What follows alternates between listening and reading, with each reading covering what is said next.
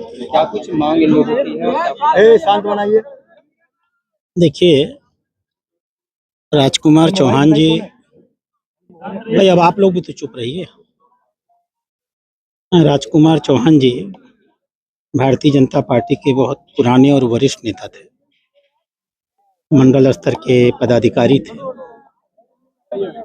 पूर्व पार्षद थे और पूरे प्रदेश में जो चौहान समाज के नौजवान वर्ग उनके अकेले नेता थे।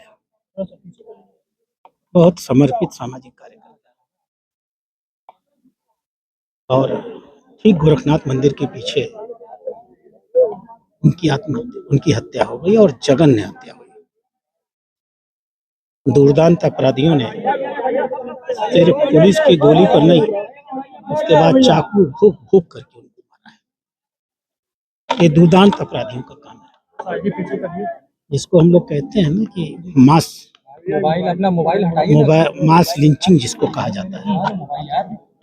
स्वर्गीय राजकुमार चौहान की मोबाइल लिंचिंग हुई है।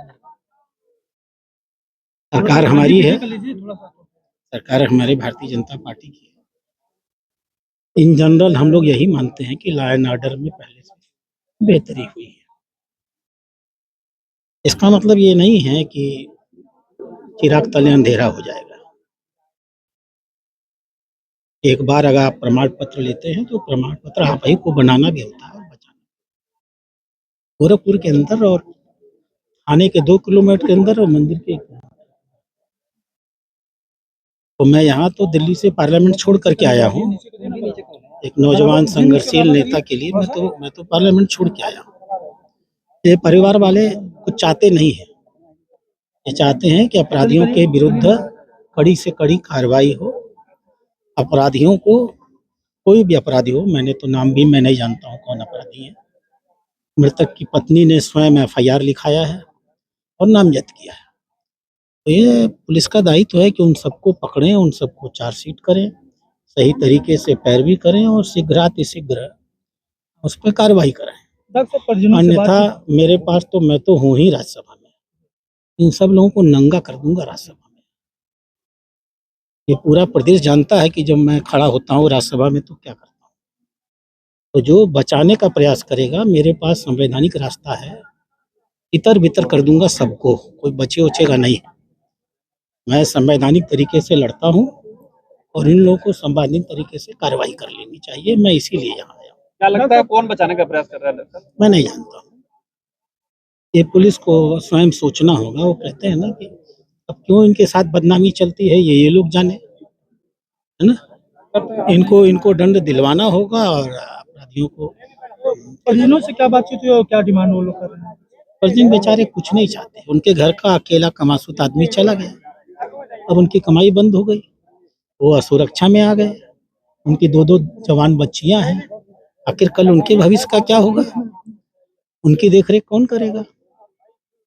अगर सरकार और प्रशासन की आंख के नीचे ये सारा कांड हो रहा है तो प्रशासन को जिम्मेदारी लेनी पड़ेगी, सुनिश्चित करना पड़ेगा कि उनको इतनी आर्थिक मदद दी जाए कि उनका परिवार चल सके। आज तो उनके परिवार में कोई नहीं है, वो बहुत कुछ थोड़ी मांग रहे हैं। अगर इनके पास संवेदना होगी तो उनकी मांगों को पूरा करेंगे। अधिकारी से आपकी बात हुई है क्या? कुछ हाँ,